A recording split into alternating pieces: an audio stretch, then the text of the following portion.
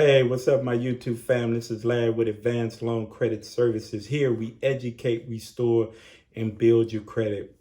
Hey, this channel is all about helping you improve your credit, giving you the information and the strategies that it'll take to get those negative items removed off your credit report, show you how to improve your credit, how to build your credit, and then show you how to leverage your credit. Hey, I also want to bring to this channel, how credit is linked to financial freedom. How when you improve your credit, you improve the chances of becoming financially free. How do we do that? Because we invest back in ourselves. And that's what I'll show you. I want to show you how do you invest back in yourself and how is credit linked to your financial freedom. And that's real important. Some people just talk about how to improve your credit. Some people just talk about how do I invest in how do I invest. I want to show you how both are linked together. That's why I'm going to start putting my portfolio up, and we're going to start talking about my investments, what I'm doing. And I just want y'all to follow me and see my journey on what I'm doing to invest to become financially independent. If we do that together, we can I'm all about showing you. I'm all about lead by example. I'm an old military vet, so I'm all about lead by example. And that's what we're going to do here on this channel. And that's what we're going to do with Advanced Loan Credit Services. So the next thing, I want to thank all my new subscribers for coming to the channel, coming hanging out with Larry here at Advanced Loan Credit Services. I appreciate you taking the time, trusting in me, trusting in the information that I'm going to give you. That's important for me, that I can bring you that information and help you reach your financial goals. So let's get into it. Hey, the next thing, please subscribe to the channel, hit the thumbnail. It's all about getting this information out to the masses. I want to get this information out to more and more people. So please subscribe to the channel, share the channel, and do all that other type of stuff. I am still doing my series on credit repair. We did one on debt collections, how to remove, the strategies on how to remove a collection account off. Next thing, then we talked about how to remove charge-offs off your credit report. The next class is going to talk about medical debt. We're going to get specific on how to attack medical collections. And we're going to go through the whole process of how to do that. That's going to be the next volume class that's coming up really soon. But you read the thumbnail. We're going to talk about a couple court cases, because you need to understand these collection companies be doing things, and people, when they're trying to collect on the debt, that is probably not legal. So let me put this disclaimer. I am not an attorney. I am not giving you legal advice. I am just passing on information that you may can use that may get you to contact a lawyer if you feel like, something along this line is not right. And it may be something that you need to discuss with a lawyer to see, do you need to file suit or take this to the next level? It's all about education. It's all about getting information, getting that light to pop on and be like, hey, I need to figure out what they're doing right. Is it illegal? And if it is, then I need to contact with a lawyer and discuss it with them. So I have some cases we're going to talk about that I have right here. And I just want to pass this information on to you, because this is something that could have happened to one of y'all. And y'all was like, I can't believe this happened to me. And I didn't even know this was illegal for them to do. So I just want to pass this information on to you. So the first one we're going to talk about is Midland Funding LLC against Coven out of Ohio. So Midland Funding sued Coven in a municipal court where the consumer did not reside. The consumer countersued seeking statutory damages for wrongful filing. The case was consolidated with other claims for class status. What you want to know here is the takeaway from this right here is that they filed a suit in a jurisdiction he did not even live in. So the consumer probably talked to a lawyer. The lawyer said they can't file suit and you don't even live in that jurisdiction. And they countersued Midland Funding for wrongful filing. So this stuff happens all the time. So that's why be aware when you're dealing with collection companies and you're dealing with them that you understand. Talk to somebody that knows the laws. Don't talk to your next door neighbor. Don't talk to the guy you at work that think he a lawyer. You need to talk to somebody that knows the laws, right? I'm not going to put all that. I'm going to talk to the man that understands, that deals with consumer debt too. So the next one we're going to talk about is Brown versus Wells Fargo Bank. This is out of Iowa. Very interesting. The consumer defaulted on a mortgage. Then the law firm sent a letter to the consumer with a 30-day dispute validation notice and a mini memoranda, but within the letter, it demanded balance due within 14 days. So they asked them for a 30-day validation, and in the same letter asked them that they need to have demanded payment within 14 days.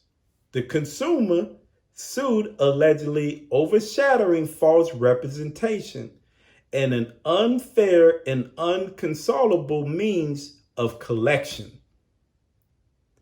The issue here is that they wanted, the consumer was a 30-day dispute, but only have 14 days to pay it. So how can you get 30 days to validate it, but you're going to demand payment in 14 days? So the consumer, the court just said that the least sophisticated consumer would not understand, what am I supposed to do? Am I supposed to pay within this 14 days or do I got 30 days? So consumer won that case. The next case is Cartmail versus Credit Control. This is out of Pennsylvania. Credit Control sent a collection letter on a time-barred debt. So if you don't know what a time-barred debt is like a zombie debt. It was well outside of statutory limitation for suing anything, right? So when they did this, they did not disclose that the payment on the account could revive the debt. So if you get a letter like this and they don't let you know that could revive the debt, that could be grounds to get you a lawyer and talk to them about that information that was, excluded from the letter. So Credit Control argued that since the consumer never intended to pay the debt, that he could not be harmed by the information omitted from the letter. The court said the consumer lack of intent to pay is irrelevant and found for the consumer against the collector. Very good case. Very good case. From that simple thing that was not in the letter, to let the consumer know, if you make a payment, you will revive this debt. That's why you have to be careful. You need to know the statutory limitations in your state. So when these collectors trying to come after you on a debt that's 5 years old, 6 years old, 7 years old, they should be letting you know that they can't sue you because it's reached outside the statutory limitations for reporting. And they should also let you know, if you make a payment on this debt, you could revive this debt. Start the statute all over again. So good information. Make sure that's some good information. I hope y'all paying attention because people make that mistake all the time and pay on the debt. They just so worried about it, and they pay on the debt and they revive that debt. So be careful with that. The next one, very good, is Larkin versus Turner. This is out of New Jersey. A debt collection attorney, Turner, sent a consumer, Larkin, a collection letter. The letter was followed up to a previous collection letter and threatened to sue if payment was not made within 10 days. Since the consumer did not pay and neither the collector attorney nor the creditor filed suit, it was deemed by the court to be a false, threatening, misleading conduct, deceptive, and falsely represented the legal statute of debt. So in that case, they threatened to sue him, but neither the attorney or the collector sued him. So the consumer got a lawyer and they filed suit against him.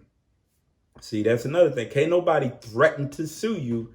If they're going to tell you they're going to sue you, they must sue you. All right, the next one. It's a Stefik versus Client Services. Another good one. This is one where the creditor sent a letter to the consumer. Letter states R.E. Chase Bank, USA, N.A. in the header with no other descriptors. The question is whether the letter identified the current creditor clear enough so it's not to confuse the least sophisticated consumer. The court ruled for the consumer, stating that even though the laws does not specify the term creditor or owner of debt must be used, simply state the name of the creditor with no other contact does not clearly identify to the consumer who the debt is owed to. So yeah, they put, but they wasn't clear in who the debt was owed to. So that's what that case was. The next one, another Midland Funny. I tell y'all, Midland Funny, man, they be suing these jokers out here. But if you smart and you know what you're doing, you know, a lot of times you get out of these. So Preston versus Midland Credit Management. This was with the 7th Circuit. The consumer sued Midland because the envelope had time-sensitive document typed on it. Even though the wording does not at all indicates that the letter was regarding a debt, the 7th Circuit took a more liberal reading of the statute, which prohibits language or symbols on envelopes. So that's why I tell people open up your mail, because creditors send them in blank envelopes. They don't send them in regular envelopes saying Midland Funny. They send them in break. They cannot put that information on anything. So if you get a letter and it's time sensitive stuff, you may have a case against them. Keep those letters. That's why it's important. It's very important to understand when you're dealing with these collectors. So another one, this is definitely a good one. Mac versus Resurgent Capital Service. This is out of Northern Illinois. Resurgent is a collecting a debt for a debt buyer. So let me break this down to you. Have a debt buyer who buys these massive amounts of debts, and then they pass them down to these companies that fall up under them, who are the collectors. Right? So you have the debt buyers that buy the debt. So they buy $100,000 worth of debt from Chase Bank. Then they pass those debts down to collectors. That's why I say when you talk about collectors, it's a lot of paperwork got to move, right? That's why you be careful. Like I tell people, man, let's fight them. But then they pass it down to the collectors, and the collectors collect the debt. So we got that out the way. So I'm going to start it all over again. Resurgent is collecting on a debt for a debt buyer and is using Frontline to collect the debt. Frontline sent a collection letter to the consumer. The consumer Max sent a written dispute to Frontline. Frontline notified Resurgent of dispute. Resurgent sent a letter to Mac, the consumer, stating they had begun reviewing the debt, but the letter also included a 1692G validation notice. So it's a 1692G is that little statement in there saying you have 30 days to validate the debt. If you don't validate the debt within 30 days, we're going to assume the debt is yours and the debt is validated. It's basically what that little section says. Max sued filing for class action because the additional 1692G disclosed would make a consumer believe that if they wanted to dispute the debt, they would have to do so again. So that's very important. That's very important on that they sent that. So yeah, the debt buyer sent it to Frontline, but Frontline worked for Resurgent. And then they said, okay, to Resurgent. Resurgent sent the letter back to the consumer saying, oh yeah, we're still investigating this, or we're investigating this. And then sent the 1692 saying, if you don't validate this within 30 days, we're going to assume the debt is yours. So it became confusing for the consumer. He only needed to validate that one time. All right, so the next one I have is William versus Partner for Payment Relief. A good one. This is out of Eastern Ohio. So Partner for Payment Relief was an original note and mortgage. They do not have an assignment of the mortgage, providing they are the new owner of the mortgage and note.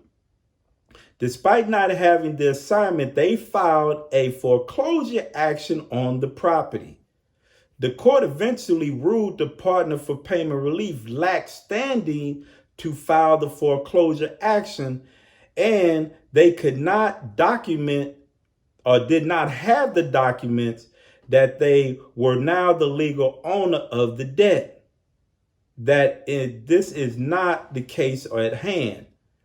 The case here is that the plaintiff, consumer William, turned around and sued Partners for Payment Relief under the Fair Debt Collection Practice Act for misleading the character and legal status of the debt.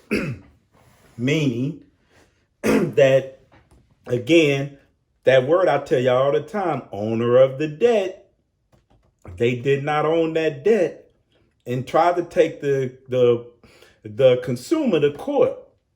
Now, if they did not show up for court,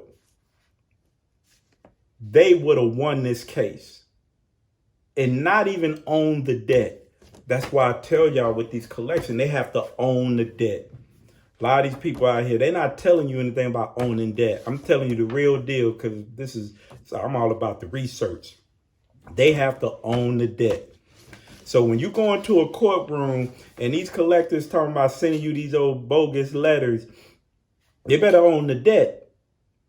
Especially if they're a debt buyer, they better own the debt, or they must have an assignment contract assigning them that they were assigned to that debt by the original creditor, and the original creditor still owns the debt. Think about that. So what happened is they tried to take them to court, probably think they wasn't going to show up because you can look it up. They say 92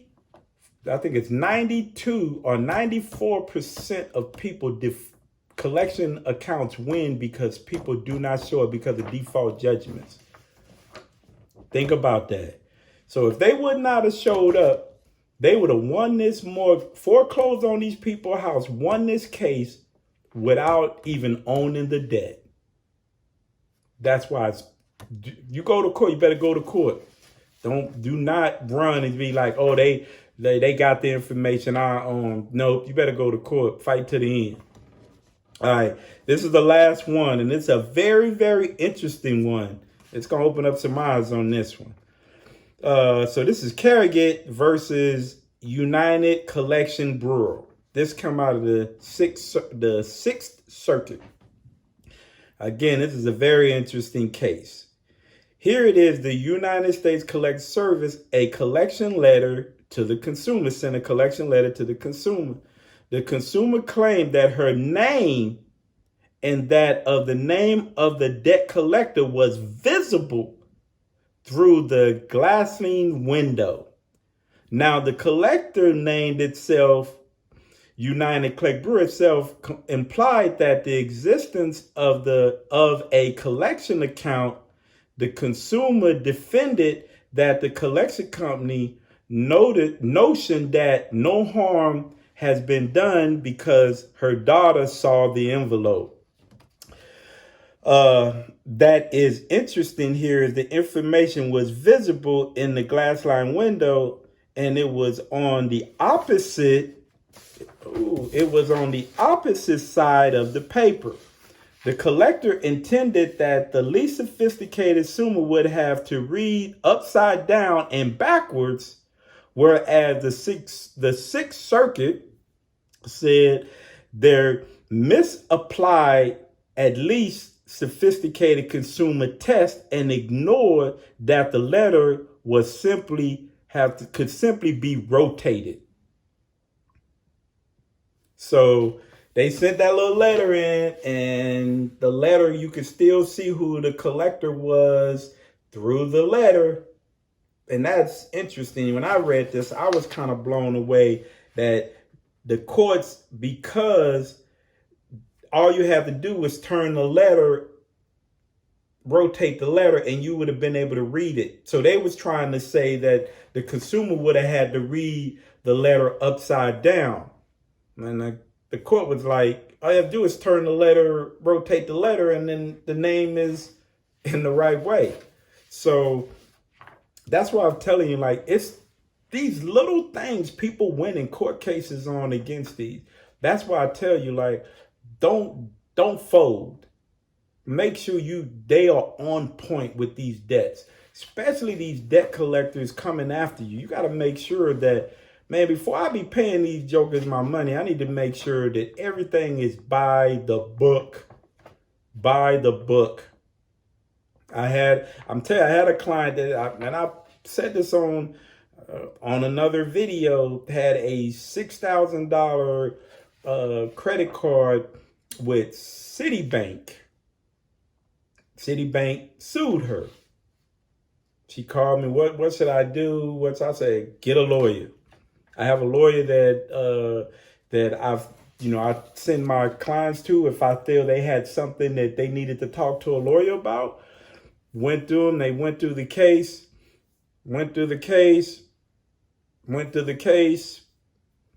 and then next thing you know, they didn't show up. And she won her case, and that $6,000 credit card was debt that they were trying to sue on went bye-bye. Because they didn't have all the information. They knew they didn't have it. But they were going to threaten her with court. So, because the notion of most of us is that when you got to go to court, you already think you lost because you did spend that $6,000 and you did have that credit card. But you have to remember, they're not the original creditor. You did not sign a collection. You did not sign a contract with them. You didn't sign anything with them. So they have to have a lot of information to be the owner of the debt. And because they buy these debts for pennies on the dollar, Citibank is not sending them contract, every statement, all of that. They're not doing that. It's very seldom that they do that. But as you as a consumer, when you don't know that, you'll make those mistakes. Don't show up to court.